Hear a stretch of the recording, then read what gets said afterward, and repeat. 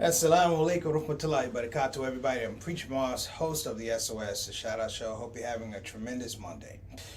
Today's topic, brothers and sisters, is transitioning and spiritual time management. Again, that's transitioning and spiritual time management. Now, I want to give a little bit of a background of why we're going to talk about this. Being in the social services business, one of the things that we have to deal with, not just so much for the people that we were serving back in the day, but for our own well-being, was being able to delineate time and emotional surplus, if you will, to be able to transition from very difficult situations, very difficult scenarios, if you will. We can talk about trauma, depression, sadness, all of these things, and even sometimes happiness, success can be a very difficult transition for some people, other people around them. I thought it'd be interesting today to actually speak on some of those things, not so much from a personal space, but being able to help people align what that really means. And when I say alignment, I mean a positive alignment, sometimes to help us unlock some of the things that hold us back or unlock some of the feelings that we have. You know, all too often I get calls from people who are dealing with things. Now, I'm not saying they're problematic or anything, but they're dealing with things. I think all of us have some kind of monkey on our back, something like we would like to get off our chest. And, you know, we spend time, you know, days, months, sometimes years, sometimes entire lifetimes trying to figure out appropriately what that looks like. How do we get from point A to point B? That point A to point B has a lot to do with the whole scope of transitioning. Now, I worked as a transition counselor, consultant for the NFL for a number of years, and that was a different type of transition, but not so much.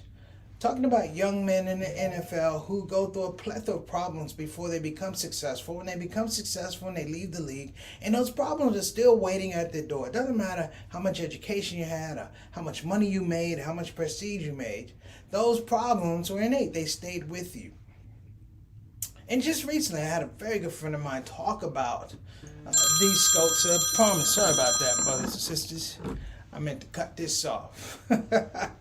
But talking about this whole phenomenon of how we transition, this whole phenomenon of how we grow personage in terms of our own growth and development, but also this whole idea about spiritual time management was something we haven't talked about. I've alluded to it, but we haven't talked about it. So what I would like to do today is kind of break it up and talk about the relationship between transitioning and spiritual time management.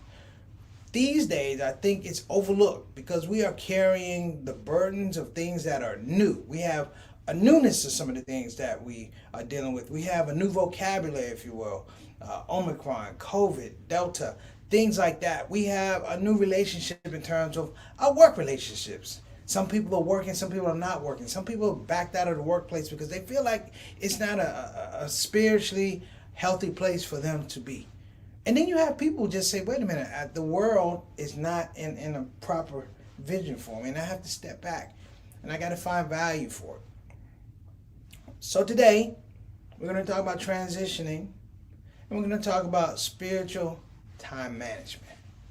All right? So outside of that, I hope everybody's having a wonderful day. We're going to start the show a little bit earlier today because we got a lot to talk about. All right? I'll see you back here on the set. Satana, let's get rolling.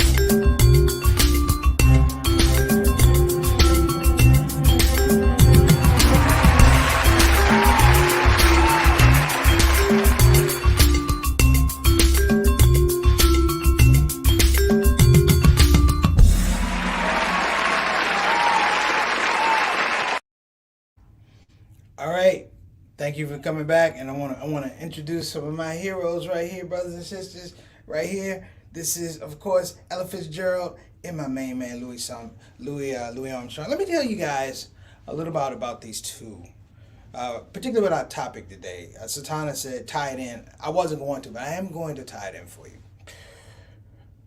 These two people behind me are icons in the jazz world and in the entertainment world, period, hands down. I saw a movie clip of Louis Armstrong, and he was in a movie clip with Paul Newman, the actor Paul Newman, and Sidney Poitier.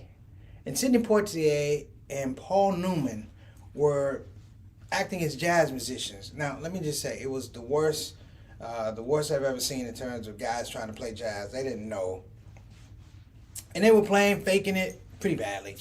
And Louis Armstrong comes in with his band, and he plays music like a Pied Piper. And he walks over, and this jazz club transforms, brothers and sisters, to something that is wonderful. Even the actors, Sidney Poitier and Paul Newman, recognizes that he is playing spiritual music. And his partner in crime, Ella Fitzgerald, has always had a voice, brothers and sisters, that when she sings, it sings above the trials and travails that she's had. These people grew up in the worst of Jim Crow. They grew up in the worst of Jim Crow.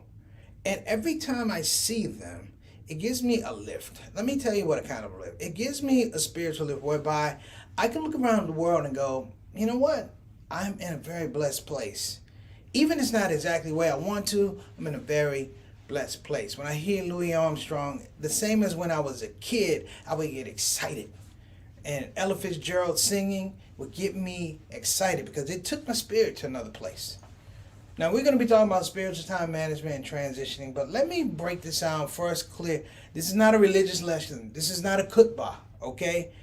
This is not the minbar. This is not Friday. This is not Friday prayers. We are having a larger conversation. Just so you know, everything spiritual doesn't have to be religious, okay?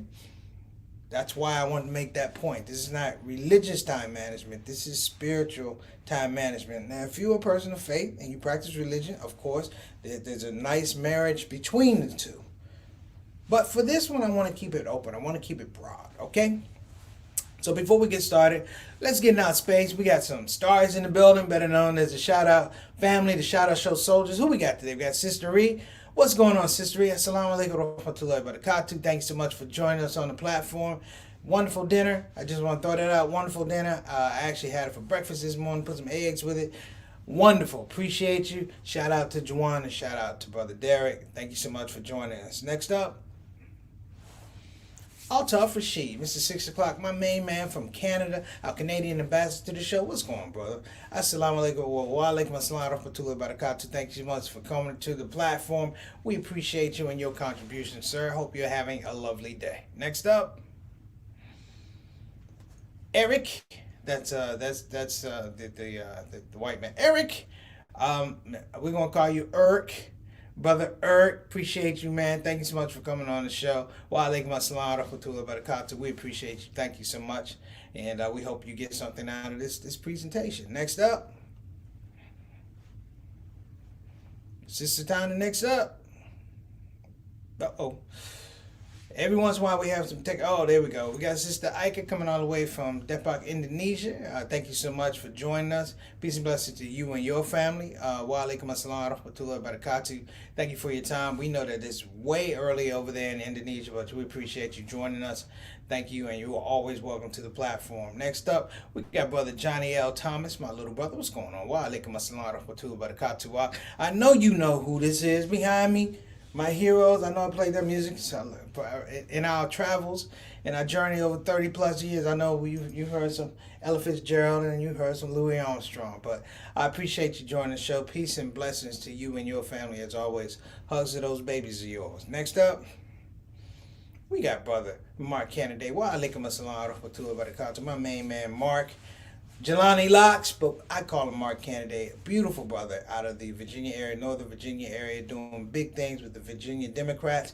Hopefully we're going to get that house back, inshallah, soon. Soon, Brother Mark. We appreciate you. Thanks so much, man. And peace and blessings to you and your queen and your family. All right, next up.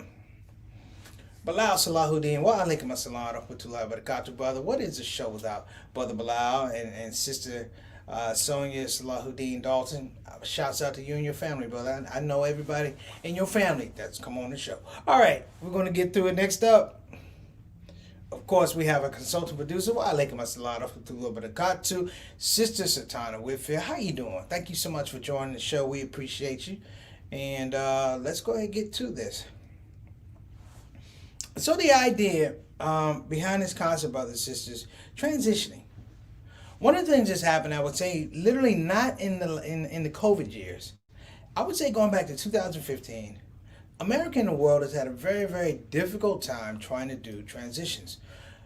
There are a number of hypotheses of why we have difficulty doing transitions. One of which is we have a lot of different mediums. The idea of social media for a lot of people presents engagement, it presents communication, it presents I'm having a human experience, and it's not that, brothers and sisters. You are talking through the X's and the O's, the ones and the zeros, as we say, the algorithms of the computers, but it fostered a community whereby things could be put out, but they're not really put out in a way that it has a communal understanding. When I say communal understanding, this is what I mean. I mean that basically a community, like Facebook had a community, Instagram didn't necessarily have a community, and what it did was it centered a lot of stuff on the individual broadcasting information to the general public. That is an interesting thing because that is not the way that we naturally transition. Transitions have certain segments. Number one is an end goal. And when we're talking about an end goal, it's not the end goal, but it's an end goal for that particular activity. And it's also a roadmap. I would like to say that we have roadmaps, but the roadmaps are really, really not like they used to be. The roadmaps now are sort of like the GPS you put in your phone and you say the name, the Siri. But it's not the same as back in the day when you would take a atlas and have to open up the pages and interact and find the grids and longitude and latitude and all those things and look up. It's not that anymore, brothers and sisters. We have barriers, if you will, to our transitions, and the barriers are heightened expectations. There's nothing wrong with having expectations, brothers and sisters, with a transition, but if you know that you do not possess, hear me now, the ethic, if you will, the ethic to pursue it, then you're kind of setting yourself up for failure, and worse, setting up people around you for failure who somehow summarily count on you. It could be your family, it could be your mother, father, your co-workers. You know, this is the thing that I want us to focus on. Transitioning is natural. It's going to happen with or without you in some regards. From death to life, life to death. That's going to happen. You have nothing to do with that. But the special piece, brothers and sisters, that we call life lived. As I speak to my clients, I say, what is the aspect of life lived? What do you want that to be? What is the value of a life lived?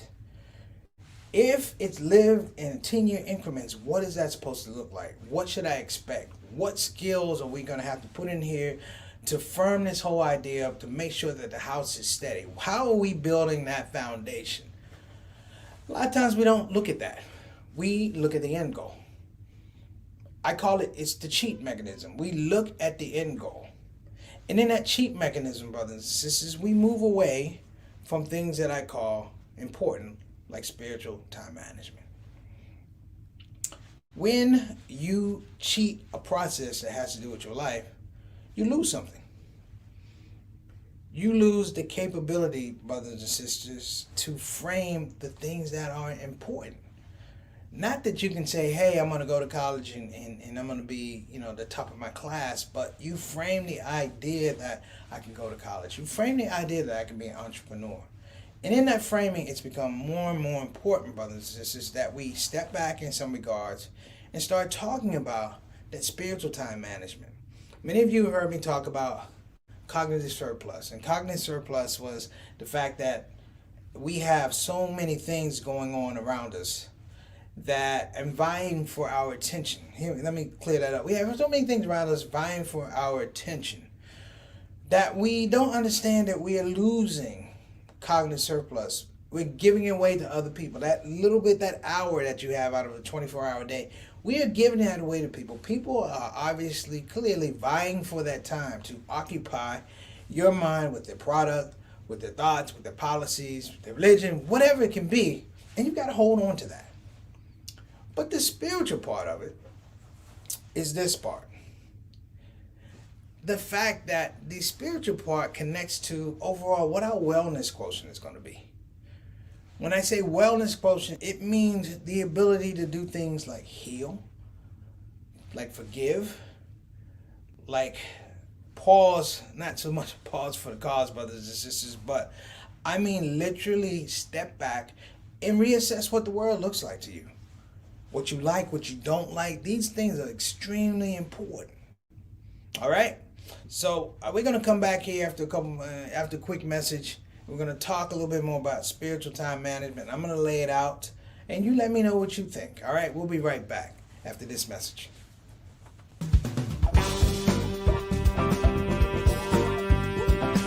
Hey, babies. Welcome to Radio WCUC, Convenient Urgent Care, home of the smart patient. This is DJ What It Do. You know what time it is. It's the top of the hour, and the request lines are open. You know what you want to hear? I know what you want to hear. Operators are waiting. I just got to hear don't get the COVID. Don't get the COVID. Put your mask back on. The Delta COVID, more contagious than before. Don't get the COVID. Go on and get the vaccine. You know that it can keep you safe, and your people living up in your space. Don't get the COVID. You need to wash your hands. The Delta COVID is more deadly than before. Don't get the COVID. Go on and get your vaccine. You know that it can keep you from dying. Don't leave your family all alone and crying. Don't get the COVID. We invite you to join our fight against COVID and against misinformation. It's time to listen to the doctors and trust the science. When I think of people dying that don't have to die, it makes me sad. Now's the time to be sober. Together we can make this thing over. Let's fight the COVID. Convenient urgent care, home of the smart patient. All right. Little note, brothers and sisters. They're talking about the peak is coming soon, but until we get that point, please be smart, brothers and sisters. Wear your mask, social distancing. If you're not going to take the vaccine, think about others. Don't be in other people's faces and things like that. Wear the mask, okay? Just can't be walking around. And if everyone else is taking a vaccine, be wary about how your body feels. Take your temperatures and things like that. Don't assume that it's something less than it can actually be. The thing right now is be extremely diligent during this time with COVID, and we hope that we will see that surge go down. Inshallah. So let me continue this conversation about spiritual time management. Let me break this down. I had a conversation this week with a very good friend of mine, business associate, and he was very, very down about the fact that he and his family members had some turmoil. And it happens a lot. Families over money, over who take care of mom and dad. It could be a plethora of things.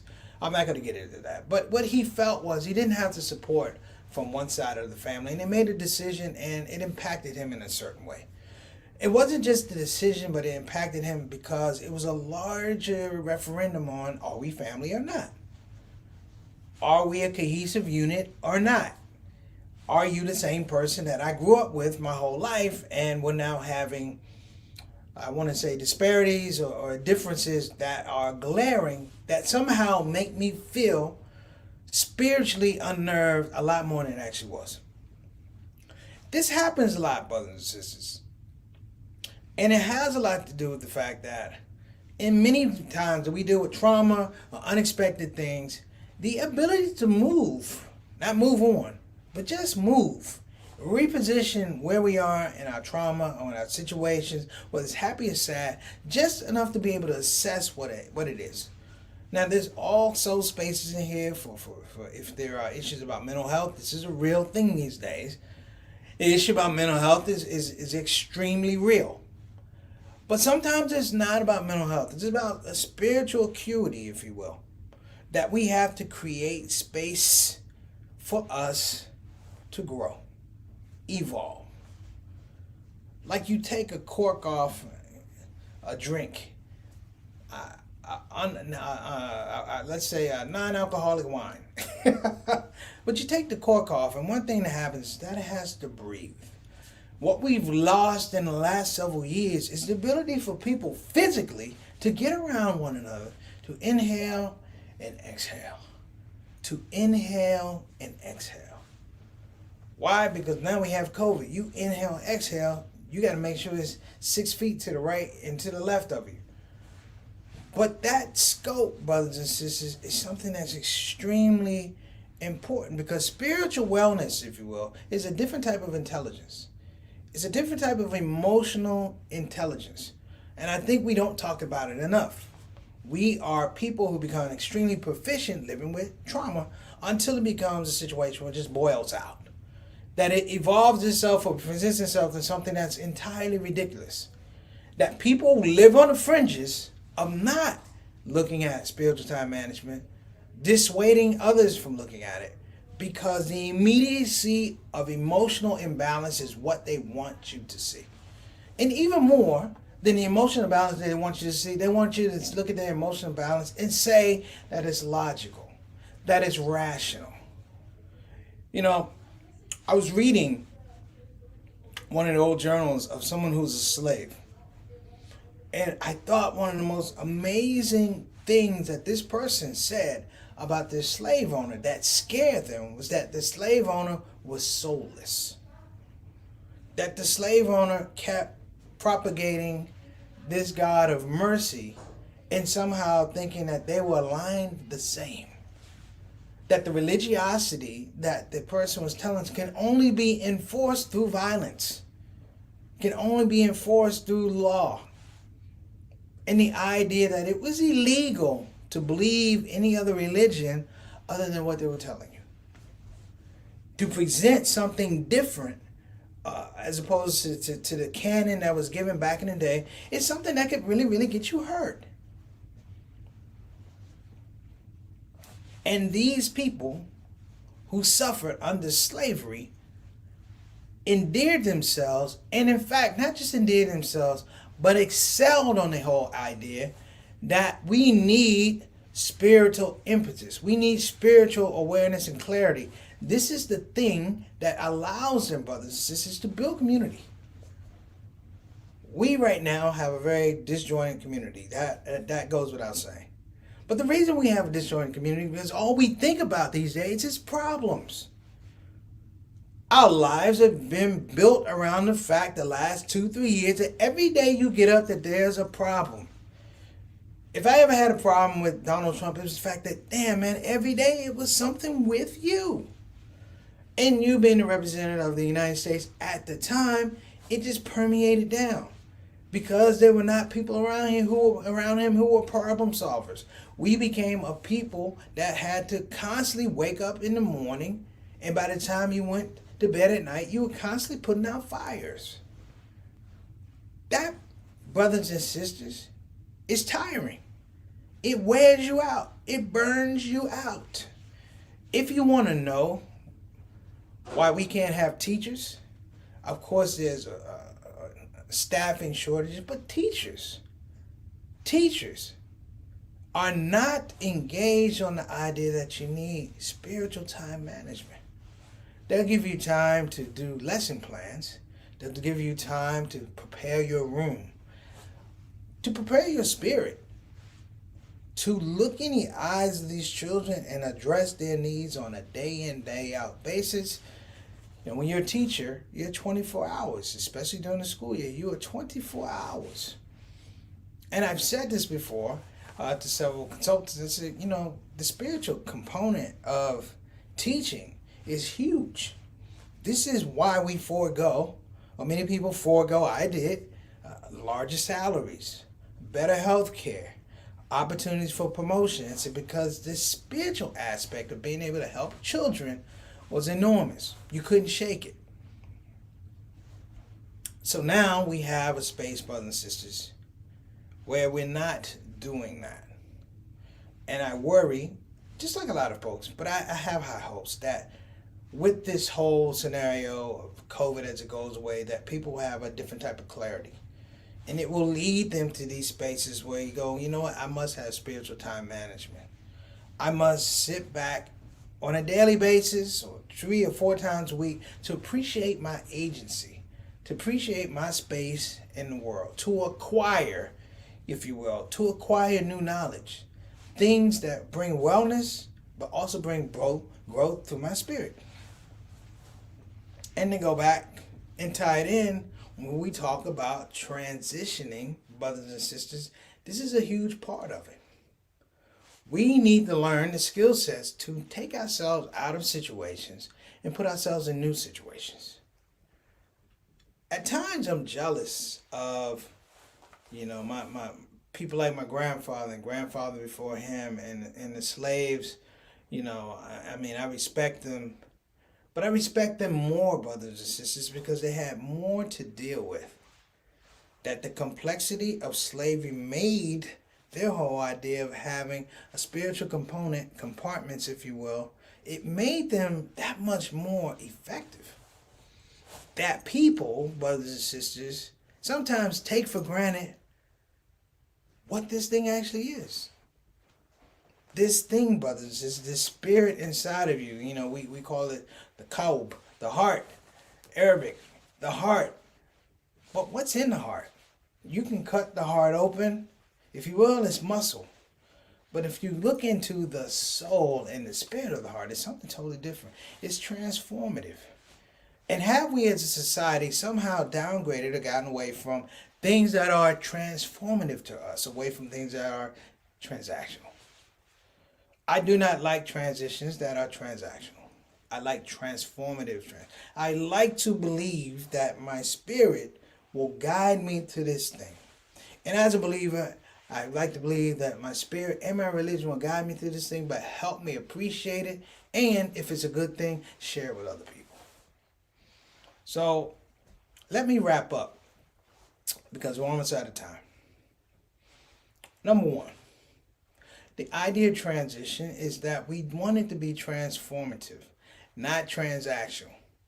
Meaning, when you frame your transitions, brothers and sisters, be honest with yourself. Be brutally honest with yourself.